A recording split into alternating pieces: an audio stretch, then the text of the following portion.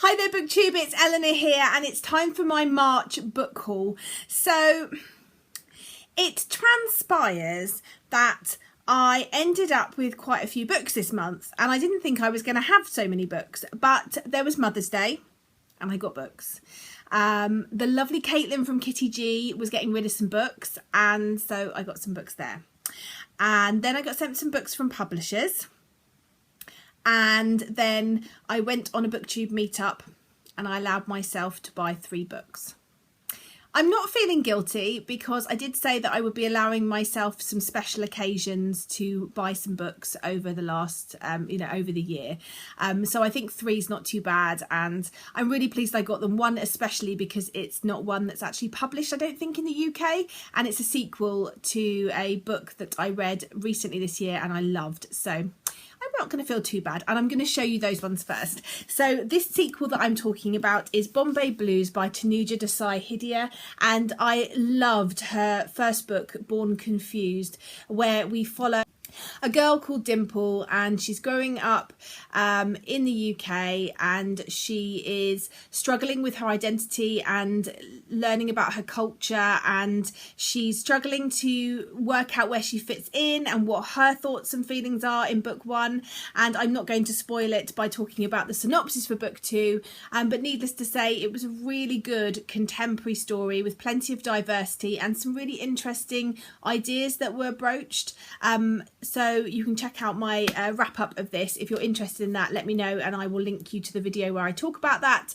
But I couldn't pass up the opportunity to pick this up when it was in a charity shop when I was out. So I'm really excited to read this one. The second book I picked up with the lovely Mercedes from Mercy's Bookish Musings while we were out, as we were going to buddy read it. And it's called A Little More Human by Fiona Marzell.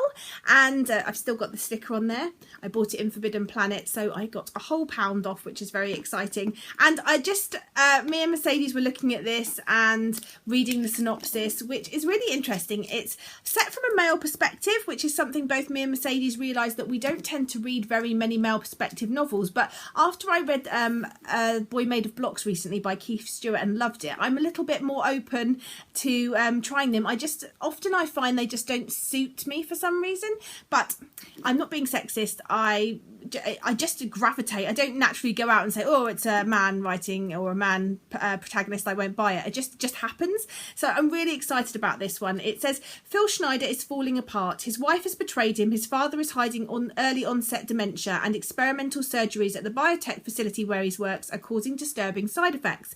On weekends, Phil poses as the superhero Brainstorm, which is the perfect cover for his secret ability to read minds. But when after a night of wild drinking photos surface that seem to show Phil assaulting an unknown woman, his gifts fail him. Through the dark but madcap conspiracy that ensues, A Little More Human explores the great brilliance and sensitivity, how hard it is to know ourselves and our desires. And something that really clinched the deal for me and Mercedes, or it at least intrigued us, was the first paragraph of this, so I'm going to read it to you.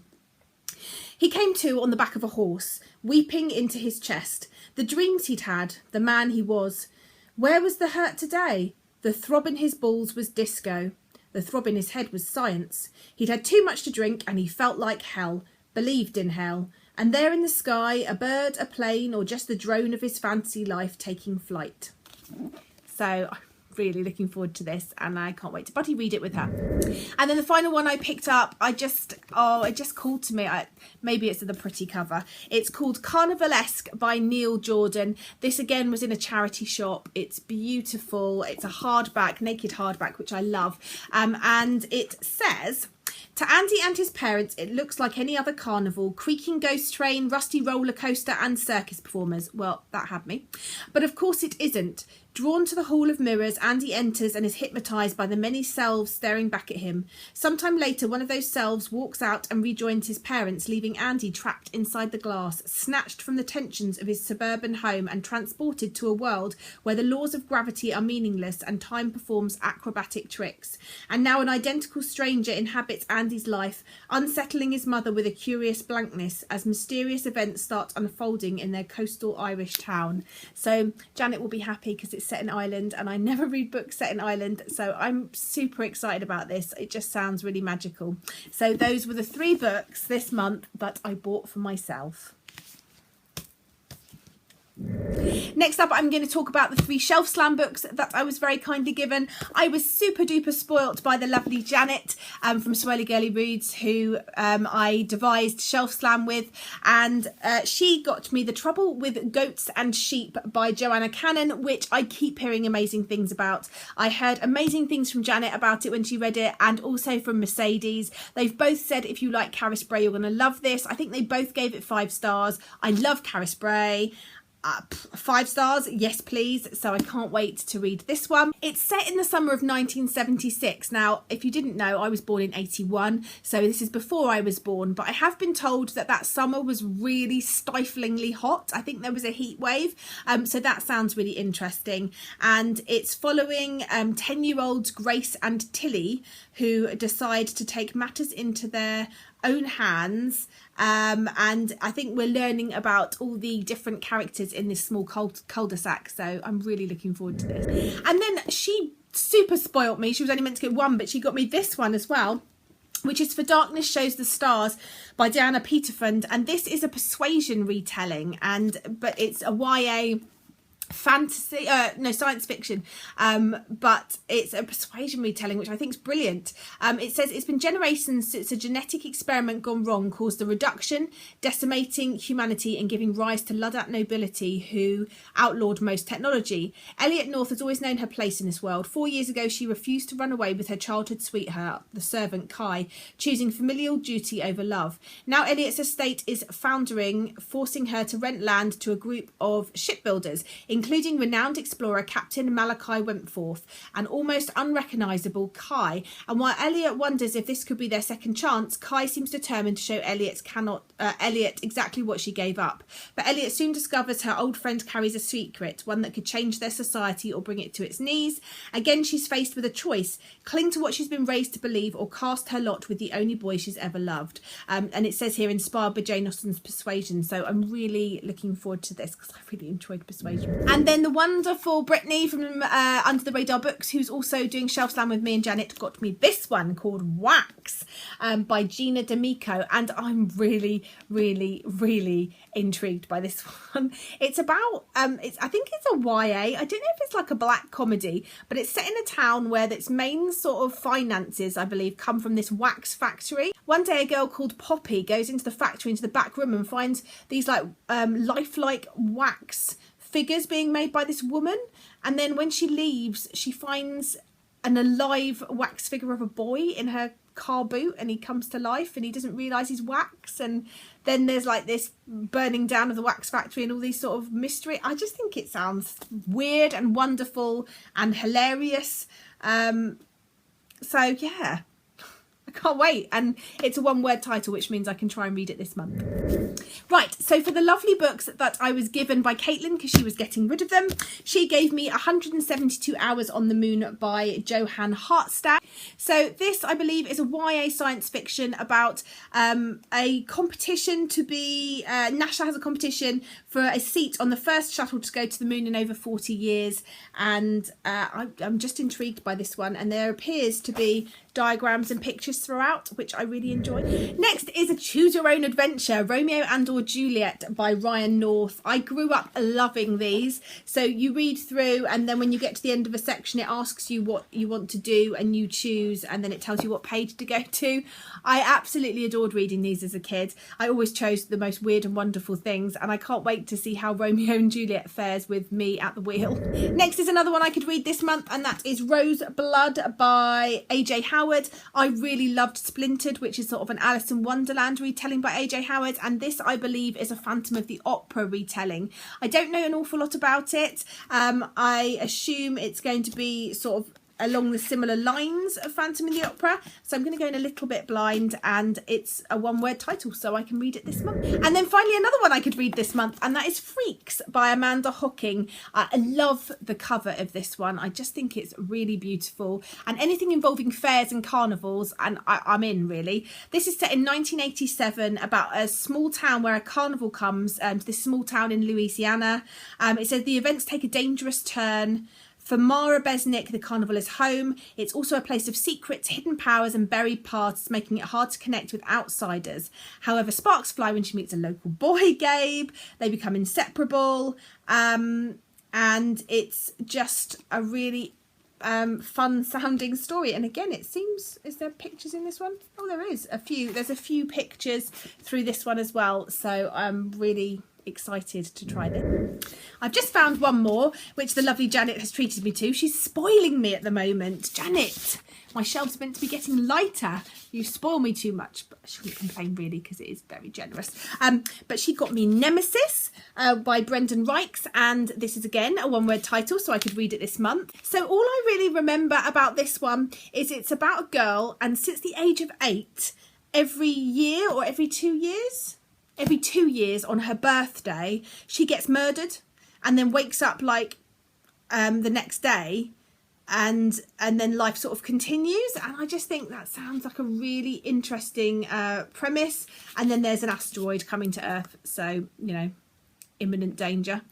Yeah. It says on the front, he killed me not, he killed me. So I can't wait to try this one. And the cover is really cleverly done. I really enjoy it. Okay, so from my beautiful daughter for Mother's Day, she picked 2 very interesting books off my wish list with the help of Daddy. She picked The Secret Cinderella Story, Godmother by Carolyn Turgeon. And I believe this is a bit more of a sort of dark novel, or a more grown-up one. It says, ever wanted to wave a magic wand? What would you do if you could make dreams come true? If you could ensure that Cinderella met her prince, that sparks flew, romance blossomed, and most of all, everyone lived happily ever after? Because temptation is a terrible thing. Meet sweet, well-meaning Lillian, who opens a quiet bookshop in Manhattan's West Village every morning, but whose dark past contains a desperate act, a dramatic banishment, and a guilty secret she's carried with her for centuries. Only one kind deed done for love will break the spell that has kept Lillian from home for so long. But can she succeed in making her own dreams come true at last? Open the door into a bewitching, magical New York and be cast under the spell of this breathtaking love, loss, and redemption story. This sounds brilliant, and it's called Godmother. One-word title. Yay! I can read this one this month too. And then one I shall be saving for Christmas, and Lord knows what Matilda thought when she was picking this one. Don't judge my daughter. Yep, this is Krampus, the Yule Lord by Brom. And it's beautiful, deckled edges and French flaps and scary pictures. So I don't know why she's picked this one, but I'm really excited. I think it's a bit of a dark Santa Claus story. I think Santa is stolen away by Krampus. I know they made a film, I think, this Christmas, which was quite a scary one. So I'll be looking forward to having a bit of a darker book on my Christmas Advent books this year, so I shall be adding that to that pile. Next, my 2 Mothbox books for this month were 100 Shadows by Huang Jungguen, I think. This says that it is set in Seoul, and yeah, it looks interesting. It says, in a slum electronics market in central Seoul, a city better known for its shiny skyscrapers and slick pop videos, an awkward, tentative relationship grows between repair shop assistant Yoongjoo and Moo-jae. Having both dropped out of formal education, their circumstances are already uncertain when the market is earmarked for demolition, an event seemingly linked to a strange recent development. The shadows of the slum's inhabitants have started to rise. So this looks really interesting. And the other one this month was Little Nothing by Marissa Silva, which has this beautiful cover. And this one feels more fairy tale-esque. It's set in an unnamed country. We're looking at a couple. They struggle to have children. They end up having this baby. And whenever strangers gaze upon the baby, they fall silent and can't speak or speechless. And apparently it's very sort of fairy tale-esque, folklore-y, fable-y, so I'm looking forward to trying this one. And then just 2 from publishers this month. I received Everything Beautiful Is Not Ruined by Danielle Young Ullman. I love this. It's so beautiful and summery feeling.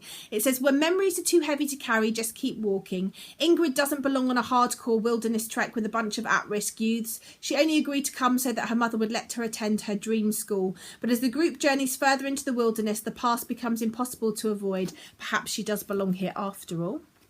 And then the other one is called The Waking Land. And this is by Callie Bates and comes out in June. It's the first book in a new trilogy. It says perfect for fans of Leigh Bardugo and Naomi Novik, which I love. And the back says Magic Romance Revolution. It's been 14 years since King Antoine took Alana hostage. 14 years since her father's rebellion failed. 14 years being raised by the man who condemned her people to misery. Now 20, Alana is about to be taken prisoner once again, but this time by her father. He wants to reignite the rebellion, this time using Alana as a figurehead. He will tell his followers she is the legendary Wildegard reborn, a sorceress who can make the very earth tremble. But what no one knows is that magic really does flow through Alana's veins. Now she must decide which side she's on and whether she'll use her powers for mercy or for revenge. So yeah, this looks really magical and interesting as well. So super cool books this month, loads of wonderful treats, loads of wonderful books, and loads of books that I can read this month in my challenge with one-word titles, so I'm super excited. Let me know if you've read any of these and any books that you picked up this month that you think sound super good, and I look forward to speaking to you soon. Bye for now, BookTube.